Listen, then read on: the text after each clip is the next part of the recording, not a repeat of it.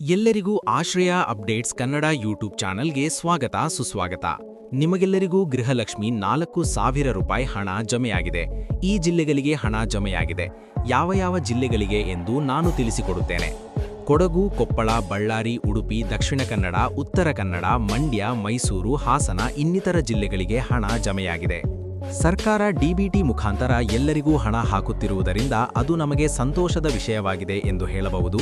ಮತ್ತೆ ಪ್ರತಿ ತಿಂಗಳು 2,000 ರೂಪಾಯಿ ಪಡೆಯುತ್ತಿರುವ 1.24 ಕೋಟಿ ಮಹಿಳೆಯರಿಗೆ ರಾಜ್ಯ ಸರ್ಕಾರ ಮತ್ತೊಂದು ಉಡುಗೊರೆ ನೀಡುವ ಬಗ್ಗೆ ಚಿಂತನೆ ನಡೆಸುತ್ತಿದೆ. ಹಾಗಾದ್ರೆ ಏನದು? ಇಲ್ಲಿದೆ ನೋಡಿ. ಕರ್ನಾಟಕ ಸರ್ಕಾರದ ಗೃಹಲಕ್ಷ್ಮಿ ಯೋಜನೆ ಮನೆಯ ಯಜಮಾನಿಗೆ ಪ್ರತಿ ತಿಂಗಳು 2,000 ರೂಪಾಯಿ ಆರ್ಥಿಕ ಸಹಾಯ ನೀಡುವ ಪ್ರಮುಖ ಗ್ಯಾರಂಟಿ ಯೋಜನೆಯಾಗಿದೆ. 1.24 ಕೋಟಿಗೂ ಹೆಚ್ಚು ಮಹಿಳೆಯರು ಇದರ ಪ್ರಯೋಜನ ಪಡೆಯುತ್ತಿದ್ದು, ನೇರ ನಗದು ವರ್ಗಾವಣೆ ಅಂದರೆ ಡಿಬಿಟಿ ಮೂಲಕ ಹಣ ಜಮೆಯಾಗುತ್ತದೆ. ಮಹಿಳೆಯರ ಸಬಲೀಕರಣ ಮತ್ತು ಆರ್ಥಿಕ ಸ್ವಾವಲಂಬನೆಯೇ ಈ ಯೋಜನೆಯ ಮುಖ್ಯ ಉದ್ದೇಶವಾಗಿದೆ. ನ್ಯೂಸ್ 18 ಕನ್ನಡ. ನ್ಯೂಸ್ 18 ಕನ್ನಡ. ಗೃಹಲಕ್ಷ್ಮಿ ಯೋಜನೆಯ ಕುರಿತು ಇತ್ತೀಚಿನ ಮಾಹಿತಿ ಇಲ್ಲಿದೆ. ಗೃಹಲಕ್ಷ್ಮಿ ಯೋಜನೆ ಇಂದಿನ ಸ್ಥಿತಿಗತಿ. ಕರ್ನಾಟಕ ಸರ್ಕಾರದ ಮಹತ್ವಾಕಾಂಕ್ಷಿಯ ಗೃಹಲಕ್ಷ್ಮಿ ಯೋಜನೆಯು ರಾಜ್ಯದ ಅರ್ಹ ಮಹಿಳಾ ಯಜಮಾನಿಯರಿಗೆ ಆರ್ಥಿಕ ನೆರವು ನೀಡುವ ನಿಟ್ಟಿನಲ್ಲಿ ಯಶಸ್ವಿಯಾಗಿ ಮುಂದುವರಿಯುತ್ತಿದೆ. ಹಣ ಬಿಡುಗಡೆ. ಸರ್ಕಾರವು ಅರ್ಹ ಫಲಾನುಭವಿಗಳ ಬ್ಯಾಂಕ್ ಖಾತೆಗಳಿಗೆ ಮಾಸಿಕ 2,000 ರೂಪಾಯಿ ನೇರ ನಗದು ವರ್ಗಾವಣೆಯ ಮೂಲಕ ಜಮೆ ಮಾಡುತ್ತಿದೆ. ಕೆಲವು ಫಲಾನುಭವಿಗಳಿಗೆ ವಿಳಂಬವಾಗುವುದು.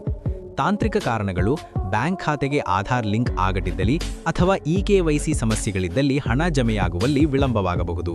ಪರಿಹಾರ: ಫಲಾನುಭವಿಗಳು ತಮ್ಮ ಆಧಾರ್ ಕಾರ್ಡ್ ಬ್ಯಾಂಕ್ ಖಾತೆಯೊಂದಿಗೆ ಜೋಡಣೆಯಾಗಿದೆಯೇ ಎಂಬುದನ್ನು ಖಚಿತಪಡಿಸಿಕೊಳ್ಳುವುದು ಅತ್ಯಗತ್ಯ. ಇಷ್ಟು ಕೆಲಸ ಮಾಡಿದರೆ ನಿಮಗೆ ಖಂಡಿತವಾಗಿಯೂ ಹಣ ಜಮವಾಗುತ್ತದೆ ಎಂದು ಹೇಳಬಹುದು. ಸಿಗೋಣ ಮುಂದಿನ ವಿಡಿಯೋದಲ್ಲಿ. ಗೃಹಲಕ್ಷ್ಮಿ ಯೋಜನೆಯ ಫಲಾನುಭವಿಗಳಿಗೆ ಪಾವತಿಗಳು, ದಾಖಲೆಗಳು ಮತ್ತು ಇತರೆ ಯಾವುದೇ ಪ್ರಶ್ನೆಗಳನ್ನು ಕೇಳಲು ಸಹಾಯ ಮಾಡಲು ಕರ್ನಾಟಕದ ಮಹಿಳಾ ಮತ್ತು ಮಕ್ಕಳ ಅಭಿವೃದ್ಧಿ ಇಲಾಖೆಯು ಮೀಸಲಾದ ಸಹಾಯವಾಣಿಯನ್ನು ಪ್ರಾರಂಭಿಸಿದೆ. ಮಹಿಳೆಯರನ್ನು ಸ್ವಾವಲಂಬಿಗಳನ್ನಾಗಿ ಮಾಡುವ ಉದ್ದೇಶದಿಂದ ಪ್ರತಿ ಮನೆಯ ಯಜಮಾನಿಯ ಖಾತೆಗೆ 2,000 ರೂಪಾಯಿ ನೀಡುವ ಗೃಹಲಕ್ಷ್ಮಿ ಯೋಜನೆಯನ್ನು ರಾಜ್ಯದಲ್ಲಿ ಅಧಿಕಾರಕ್ಕೆ ಬಂದ ಕಾಂಗ್ರೆಸ್ ಸರ್ಕಾರ ಜಾರಿಗೆ ತಂದಿತು. ಬೆಂಗಳೂರು. ಕರ್ನಾಟಕ ಕಾಂಗ್ರೆಸ್ ಸರ್ಕಾರ ಜಾರಿ ಮಾಡಿದ ಗೃಹಲಕ್ಷ್ಮಿ ಯೋಜನೆಗೆ ಜನರಿಂದ ಉತ್ತಮ ಪ್ರತಿಕ್ರಿಯೆ ವ್ಯಕ್ತವಾಗಿತ್ತು. ಆದರೆ ಈಗ ಹಣವನ್ನು ಸರಿಯಾದ ಸಮಯಕ್ಕೆ ಪಾವತಿ ಮಾಡದ ಕಾರಣ ರಾಜ್ಯದ ಮಹಿಳೆಯರು ರೊಚ್ಚಿಗೆದ್ದಿದ್ದಾರೆ. ನಾವೇನು ಕೊಡಿ ಎಂದು ಕೇಳಿದ್ವಾ, ಈಗ ಈ ರೀತಿ ಮಾಡಿದ್ರೆ ನಾವೇನು ಮಾಡೋದು ಎಂದು ಪ್ರಶ್ನೆ ಮಾಡುತ್ತಿದ್ದಾರೆ. ಆದರೆ ಇದಕ್ಕೆ ಸರ್ಕಾರ ತನ್ನದೇ ಆದ ರೀತಿಯಲ್ಲಿ ಉತ್ತರ ನೀಡಿ ಜಾರಿಕೊಳ್ಳುವ ಕೆಲಸ ಮಾಡುತ್ತಿದೆ. ಆದಾಗ್ಯೂ ಕೆಲವು ಜಿಲ್ಲೆಯ ಅಥವಾ ಕೆಲವು ಭಾಗದ ಜನರಿಗೆ ಹಣ ಪಾವತಿ ಮಾಡಲಾಗುತ್ತಿದೆ. ಹೌದು, ಗೃಹಲಕ್ಷ್ಮಿ ಹಣವನ್ನು ಸಾಕಷ್ಟು ಜನರು ಪಡೆದಿಲ್ಲ. ಗಮನಿಸಬೇಕಾದ ವಿಷಯ ಏನೆಂದರೆ, ಹಲವಾರು ಶ್ರೀಮಂತರೂ ಸಹ, ಅಂದರೆ 8 ಲಕ್ಷಕ್ಕೂ ಅಧಿಕ ಮಂದಿ ಈ ಹಣ ಪಡೆಯುತ್ತಿದ್ದರಂತೆ.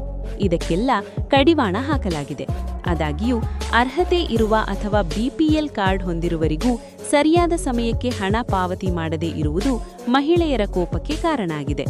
ಇದರಿಂದಾಗಿ ಗ್ರಾಮ ಪಂಚಾಯತ್ಗೆ ಸಾಕಷ್ಟು ಮಹಿಳೆಯರು ಹೋಗಿ ವಿಚಾರಿಸುವುದು ಉಂಟು.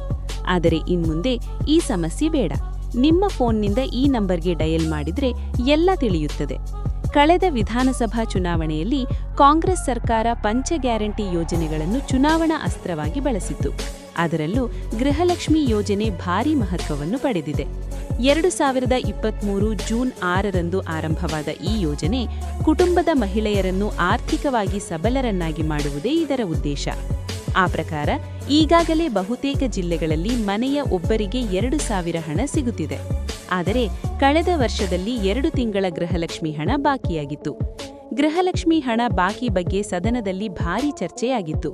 ಅಲ್ಲದೆ ಸಿಎಂ ಸಿದ್ದರಾಮಯ್ಯ ಮತ್ತು ಸಚಿವೆ ಲಕ್ಷ್ಮೀ ಹೆಬ್ಬಾಳ್ಕರ್ ಕೂಡ ಈ ಬಗ್ಗೆ ಭರವಸೆ ನೀಡಿದ್ದರು.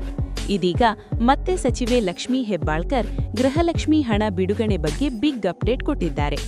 ಯಾವಾಗ ಸಿಗಲಿದೆ ಗೃಹಲಕ್ಷ್ಮಿ ಹಣ? 2 ತಿಂಗಳ ಗೃಹಲಕ್ಷ್ಮಿ ಹಣವನ್ನು ಈಗಾಗಲೇ ಸರ್ಕಾರ ಬಿಡುಗಡೆ ಮಾಡಿದೆ. ಆದ್ದರಿಂದ ಸದ್ಯದಲ್ಲೇ ಇದು ಫಲಾನುಭವಿಗಳ ಖಾತೆಗೆ ಜಮಾ ಆಗಲಿದೆ ಎಂದು ಮಹಿಳಾ ಮತ್ತು ಮಕ್ಕಳ ಕಲ್ಯಾಣ ಇಲಾಖೆಯ ಸಚಿವೆ ಲಕ್ಷ್ಮೀ ಹೆಬ್ಬಾಳ್ಕರ್ ಸ್ಪಷ್ಟನೆ ನೀಡಿದ್ದಾರೆ. ಸಚಿವೆ ಹೇಳಿದ್ದೇನು?